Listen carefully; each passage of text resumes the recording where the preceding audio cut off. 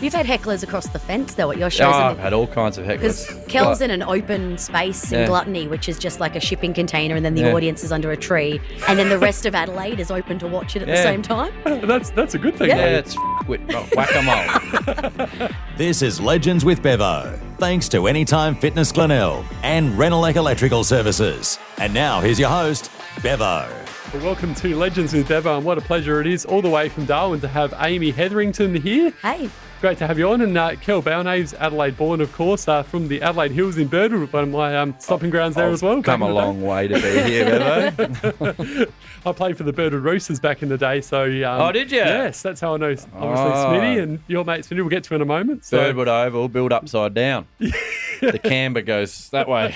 It's definitely like that. And it's very, very cold in winter. So I don't think you'd be a big fan of it coming from Darwin, Amy. No, I've been complaining about your summer so far. Like, I had to go to the odd shop, buy some jackets. It's been wild, I tell you. Not used to it. And it's 26 today, which is not too bad. But yeah. 26 is a nighttime temperature for me. Yeah. To be fair, it should be 36. Should be 36. Usually at this time of the year. I think everyone talked up summer. Hasn't happened. Yeah. It's been a bit taking the piss, hasn't it? Like, I know what you guys do well, but the weather's been taking the piss. One week it's got 40s and then it's 20s and it's raining and who knows. I thought that was a Melbourne thing. You guys trying to be more Melbourne now that Melbourne can't be open. Yeah, I was like, why do we keep copying them? Who cares? We are very much a mini Melbourne, I think. In a lot of ways. But open and having a good time, right? Yeah, this is true. But you can actually dance here. They can't dance there. Yeah, it's a really good point. Come on, they're more coordinated than that. Probably one of the only times Melbourne's actually jealous of us. So, but we should get to both of your shows. And Amy, your show is called Don't Feed the Ducks, and it's doing great things over here in the Adelaide Fringe. You're actually in the Rhino Room. Yep. And tell us more about the show, all about it. Yeah, so Don't Feed the Ducks is a bit of an overshare about stuff that's going on in my life. It's about how white wine is the greatest enabler of all time and why dogs are better than people. It's a strong opinion that I've got that I stand by day by day. Point. Yeah.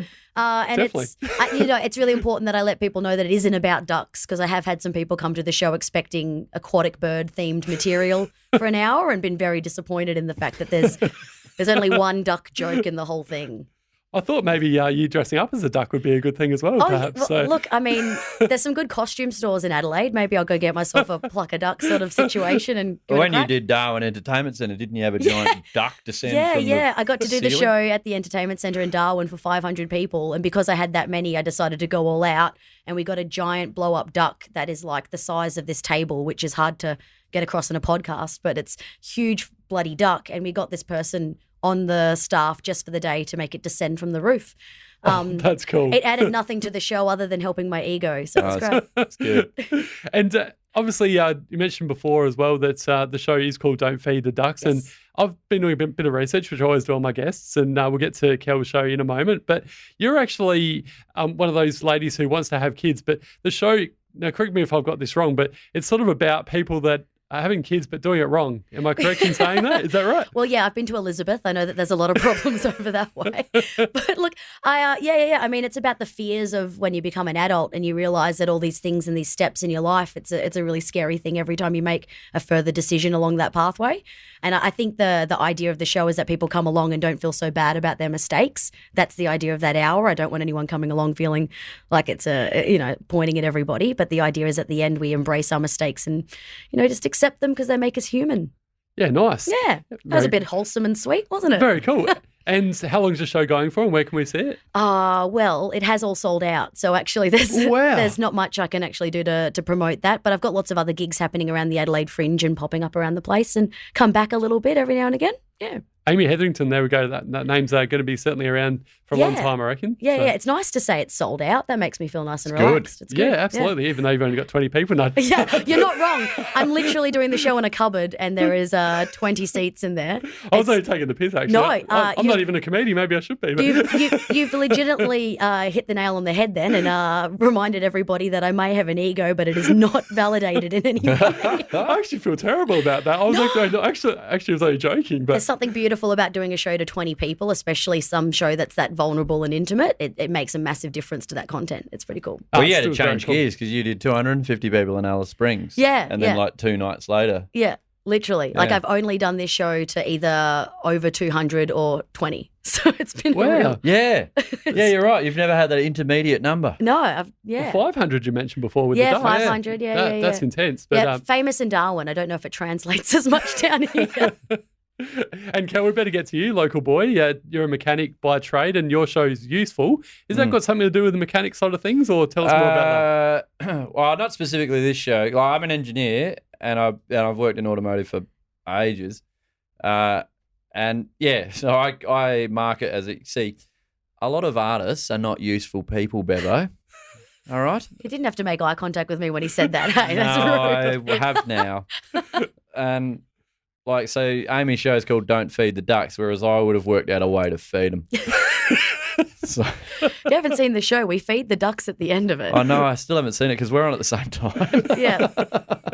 Yeah, no, I just because of my background. I mean, to be fair, Bevo, there was a deadline to register a show. You need a title. That's what it's called. But I market as a useful bloke. I'm a practical sort of person. So yeah, and the show just all your shows that you write, they just stem from your experiences. And so I've just gone through a year because I was a full-time comedian, and then all of a sudden last year none of us were. So I just had to make myself useful in some way. And I made a lot of homebrew and bought a motorbike. Well, those two things I really did. I don't know if they're useful, but I did them. But he's been pretty humble about this, right? He's made himself so useful that he's just won the best comedy at the Adelaide Fringe for this week with his show. Round of So applause. Well stop done. that useful, you know? Went from having nothing to just being an award-winning show. Like Tell you what, that's, that award may well be very useful. Yeah, that's super impressive. And you guys obviously know each other quite well. Where's that sort of background come from?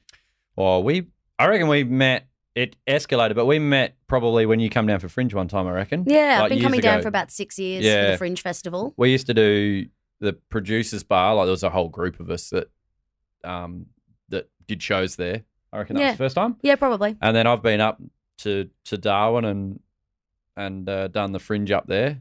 I'm hoping I can do it again. And yeah, so that's just Yeah, really just we've grown also from got there. a pretty good Facebook group chat where we like hang shit on each other. Like that's kind of where it has escalated. It's gone Yeah. from there. That's yeah. great. Um, That's what a true yeah. friendship's all about. Yeah, and last year we went to the hills and we all got drunk, so that's generally how a friendship starts. Oh, doesn't that's it? right Yeah, too. that's- Yeah, we did too. Yeah. That was good. Because I'm quite dry and sarcastic, but Amy's really good at making like friends with everyone. But I should do it the other way because Amy knows everyone. So she'll come to your home state and go, oh, I know the people that own this place, and they'll give us free stuff. And I was like, Christ, I only live around the corner from there.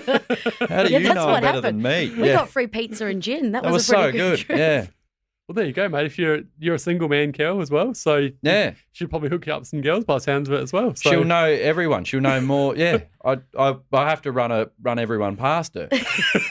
I'm pleased with that power. That works for Yeah, me. that's very good. Now I'm giving you both the opportunity now to ditch a bit of dirt on each other here today. So Amy, obviously ladies before gentlemen, I'll get you to start. Tell us. You just heard that I do the nice thing. I don't actually do anything mean. It's hard to say anything mean about Kel. He's such a sweetheart, right? That's not what you said in the group chat. Oh, no, dirt on Kel. I should have actually asked you for something, but I don't know. Like he's a bit of a whinger. Like one thing that's like he's pretty good at a whinge. He'll sook I about do stuff. whinge. I cracked the shits the other day because I said I make a lot of homebrew, and I woke up the other day and one of the taps on me bars leaked everywhere. And Amy didn't quite understand. She said, "Oh, you're just whinging about cleaning." I was like, "No, it's fucking everywhere." Because all I got is like the first message of the day. Guess what happened to me? And I was like, oh, hello, how are you? How's your day going? Never mind that. Shut up. Look, I need to tell somebody about my how crap my stout taps morning's leaked been. everywhere. Which, I sympathise for 2 seconds and then went, all right, cool, good for you, go clean it up. And suck it up, buttercup kind of thing. Yeah, exactly. You live in the hills, you're an hour away. What do you want me to do about it? I'm going to continue shopping. Oh, Goodbye. the pain was real that day. That's some good dirt there, Kel. Well, what about Amy? Your turn now to fire back. Why is she so insufferably positive all the time? I'm just waiting. People like that crash and burn. I'm just waiting for it. She's one day that grin's going to become psychopathic. I'm waiting. Yeah, you'll probably be there when it happens, to be Oh no, I'll be honest. I know. You'll be the person that pushes me over the edge. One thing that always fascinates me as well is where the comedy the comedy dream or the comedy passion all started. So, Amy, we'll start with you. Yep. When did you sort of first want to become a comedian, and what made you want to decide to be? Oh, look, I've always loved attention. Like most of my life, I've been the centre of attention. But comedy was an accident for me. I was doing October up in Darwin, where you do a month off alcohol, raising money for Healthy Harold, the giraffe that teaches kids about drugs and alcohol in a white van. In Darwin. In Darwin, right? You were the only person doing that. Yeah, right. But I was doing October, and my gimmick was dare me to do something you'd never do sober. And somebody was like, I'd never do stand-up comedy sober, and they put $100 down. So I did a set and was good and loved it. And then from there, I haven't really stopped, and now it's one of the main things that I do with my time. So it was all accidental at the beginning. But I think that's one of those cool things. You say yes to stuff that's a bit out of your comfort zone, and you learn more about yourself, and you find things that fit for you. So there's lessons in that positivity that help. Great story. And what about yourself, Kel? I did it when I was at uni. I just missed. So when I was at high school, I did stand up at high school when I look back. I didn't think it was at the time, but when I look back, it probably was. And then when I was at uni, I just wanted something different because I did engineering and it's dry as fuck. So I did what did I do? I just signed up to do the open mic night at the Rhino Room, which was when I was back on Frome Street, and the guy that ran it, he stood as Craig Egan. He said, I wanted to know if I could just give it a go sometime, and he said, "How about tonight?" All right. Luckily, I'd kind of been sort of working out some stuff, so yeah, I went and did it, and it went fine. Like, you know, I didn't tell anyone. I did it a couple of times, and then I did raw comedy, and it just went from there. So you went and did shows and didn't tell anybody about it? Yeah, because I wanted to see if I could make strangers laugh. Yeah. That was more important. How's that contrast? I found out I was doing it. I told everybody. Yeah, I stacked the audience. There's two ways. You either tell no one or you tell everyone. And I told no one. Yeah. Yep. One thing that always, I guess, one thing I admire about comedians, and I must admit, when I was younger, I thought about being a stand-up comedian as well, and people sort of said, Always time, Bevo. I'm a funny sort of guy. But how do you actually, as a comedian, when you think something's funny but no one laughs? It depends on the audiences too. Like weddings are tough. Like weddings and corporate gigs, those kind of things. Like I've done corporate events with 300 people and had nothing. Like, the material's fine, but it's just people aren't really in the mood to laugh. I think you can address it in a funny way to get that laugh if you do it like in a clever way. But I don't know. I don't know. I prepare my self-esteem a little bit beforehand, knowing that it can happen. Yeah, that's tough too because you did a wedding. Yeah. The best man speech or the maid of honour, they get a bit more rope with that. If you're MC, that's tough. Yeah. And we get to try stuff like in a low risk situation where if you go, it doesn't work out well, doesn't matter. Like you might try it at an open mic night or something. If it doesn't work, who cares? Ditch it or fix it. Yeah. So you have to be be pretty strong and stuff. Like, and what's the word? Resilient. Yeah, resilient. Yeah, exactly. Yeah, you want to build up your resilience, do comedy. Yeah, right? 100%. And how do you guys both go? I guess we'll start with you, Amy, with hecklers. You know, what's the way you approach it with hecklers? I'm pretty lucky that most of the hecklers I get are people that are trying to help. Like they're just people that are having a good time and just get themselves involved. I've had some weird hecklers at Adelaide Fringe late shows.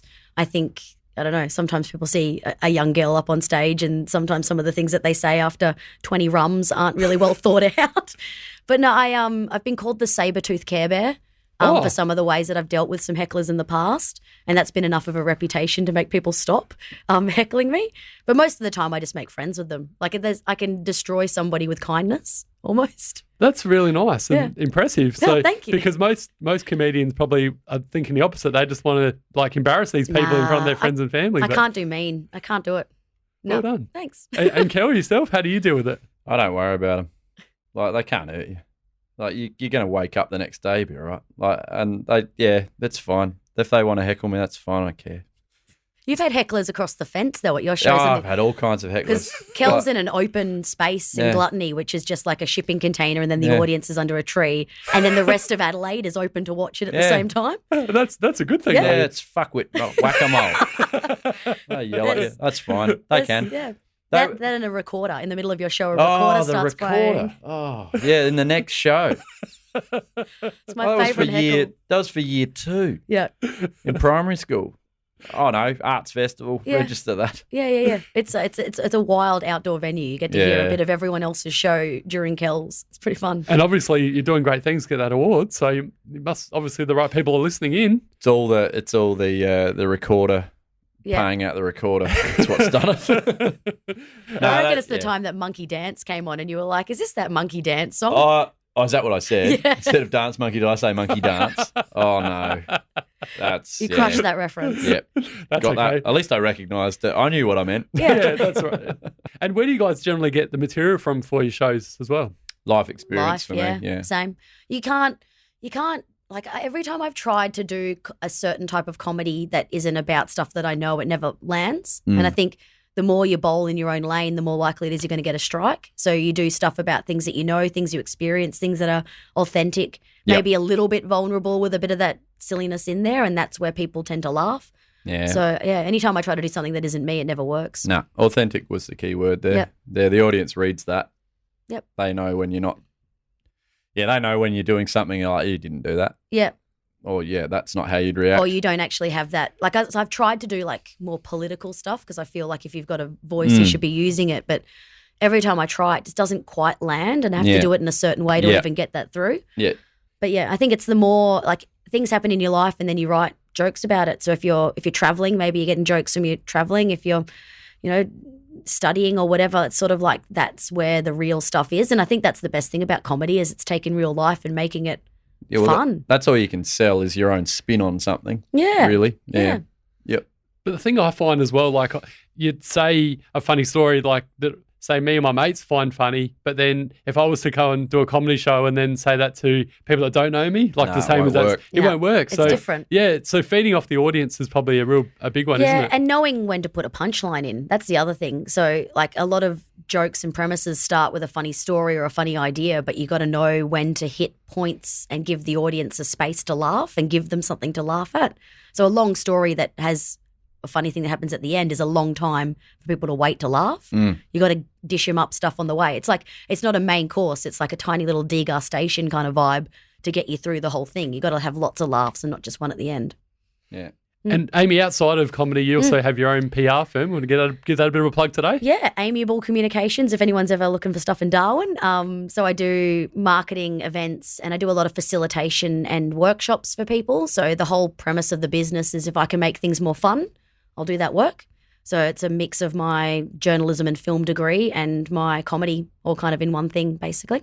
And do you have ambitions of sort of with taking a journalism degree in terms of from a TV perspective? Like, could we see you on Channel 9 News or 7 News one day? If somebody's going to book me to do things, sweet. But I'm pretty stubborn in that I want to be Darwin-based. I don't want to chase things. I find the more I chase things that aren't existing within a community that I feel a part of, the less happy I am.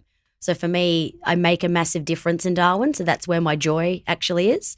So I'm happy being, Darwin famous and doing all these gala events and stuff like that because there are no TV celebrities up there. So it works quite well. Nice. But I think, the more it's focused in a community where you can see the difference your work makes and you can get back from that, that's where happiness is. And I think that's a bit more important for me.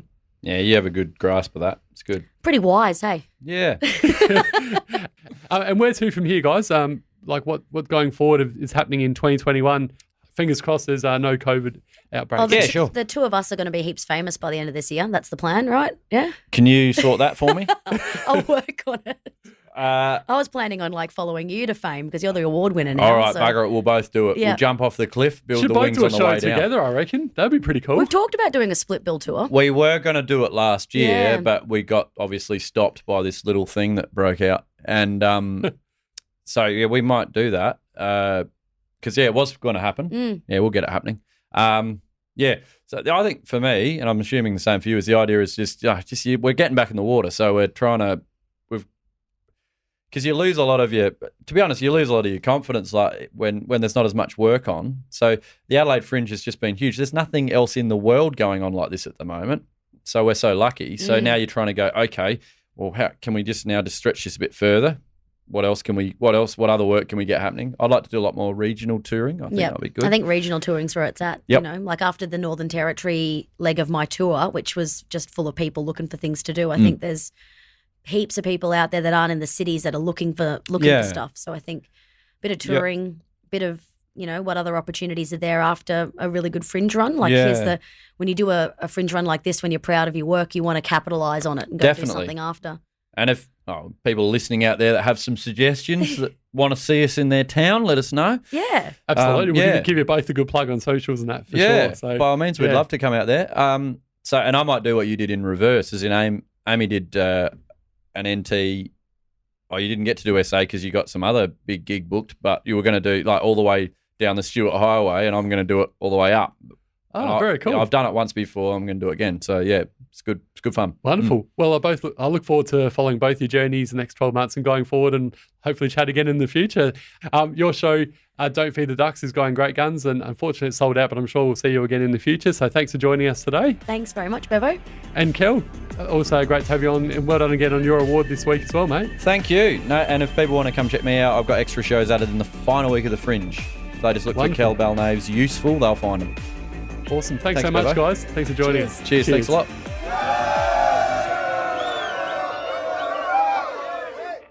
PodBooth.